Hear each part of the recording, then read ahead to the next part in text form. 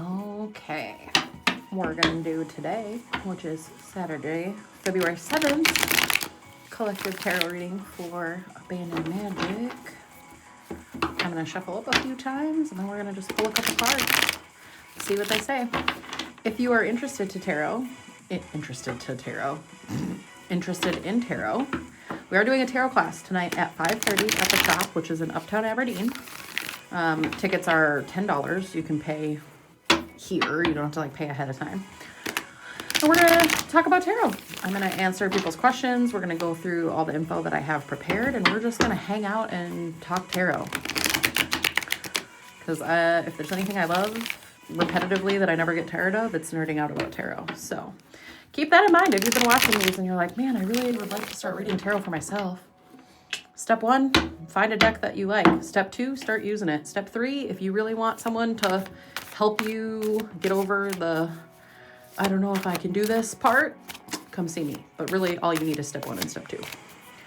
But what do we have for today's message for the people that follow Abandoned Magic or may happen upon us? We have Father of Cups. What else are we going to get? Ooh. Oh, there's 2 hiding under there. 5 of Pentacles. Ooh, 7 of Pentacles. What a combination there. I'm going to shuffle a couple more times and see if we get anything else.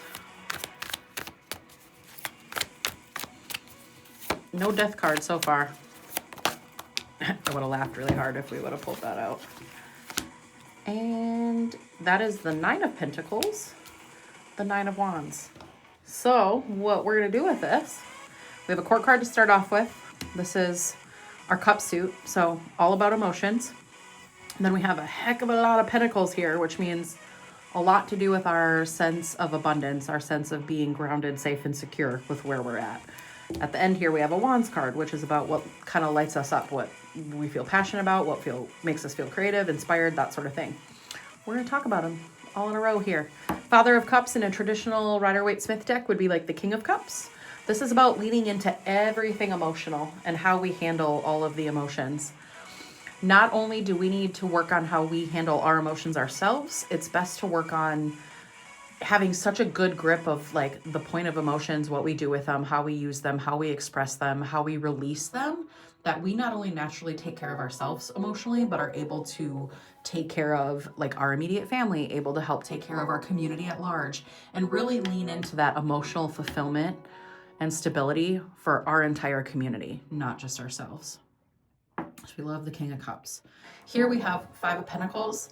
This just tells us, hey, we're going to hit moments with that abundance and our sense of growth and stability where we feel like we are not succeeding. We feel like we are struggling. It may become in the form of we have an unexpected health thing that happens, and it can really throw us for a loop because we have to learn how to deal with that health condition.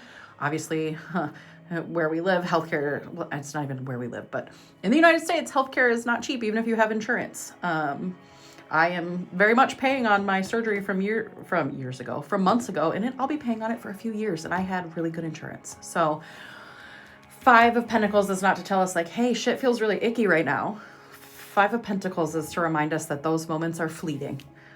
And when those moments happen, it's okay to feel grief and disappointment and sadness over where we found ourselves, especially if it's been out of our control that we found ourselves there.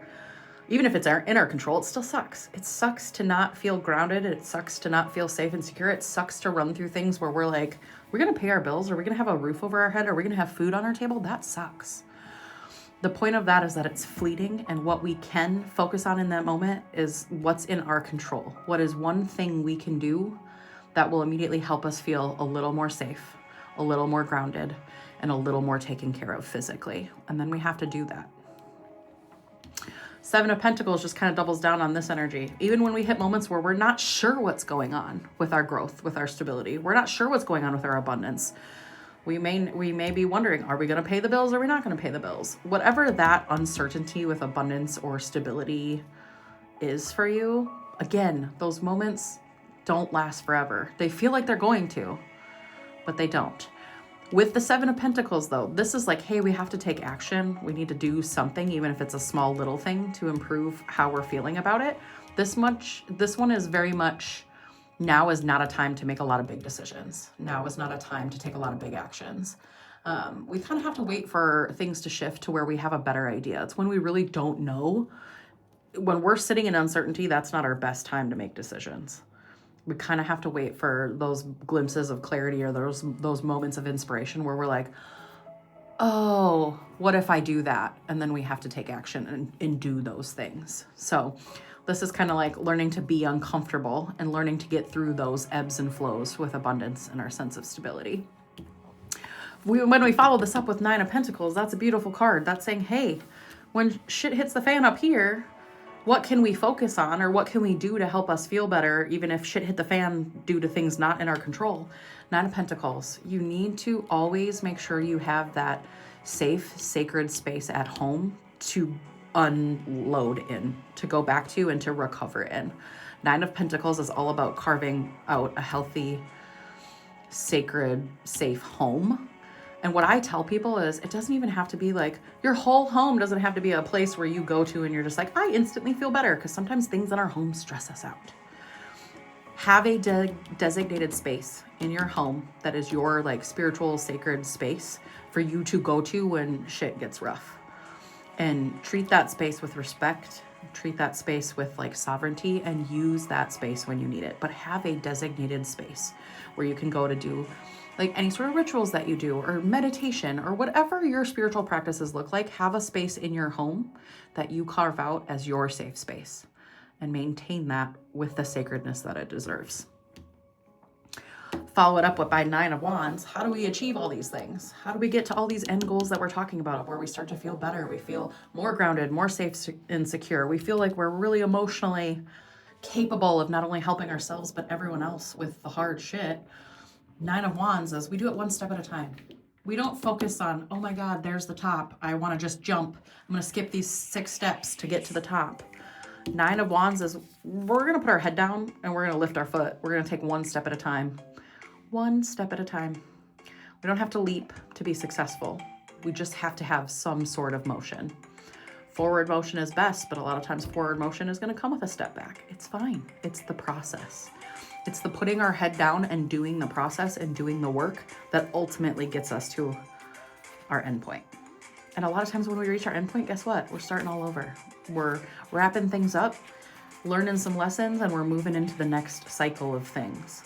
But 9 of Wands is to be like, hey, even if we feel like we're really close to achieving, we can't skip to the achievement. The real success is in the journey, not in the end result. So that's our reading for today. It is Saturday, February 7th, 2026. I did do a plug at the beginning. We are having a tarot class tonight at 5:30. If you want to learn more about tarot and kind of ask questions, get a feel for tarot, what we use it for. We talk about a lot of the like myths or different beliefs that people have about tarot and how much of it's true, how much of it's not true. And it just kind of helps get people used to tarot, because I think everyone, if they're interested in tarot and learning through the cards, should have some sort of tarot practice personally. Doesn't mean you have to like do what I do and end up reading for other people, but if you want to do that, that's great too. We need more people that are able to use tarot as a tool to help themselves and help others. So classes at 5:30. It's $10 for tickets. I really hope this message today finds those of you who need to hear it. And we don't always need to hear it because it's information we didn't know. Sometimes we need to hear it because it's information we know, we're just afraid to acknowledge. And when we hear it from someone else, we're more willing to take it into our brain and sit with it longer than when we're trying to tell ourselves. So hopefully this found the people that it needs to find. And hopefully I hear from some of you that it found the right people. And hopefully I see some of you at class tonight. So I hope everyone's having a wonderful Saturday, enjoying the weekend, doing what we need to do. Okay, love you, bye.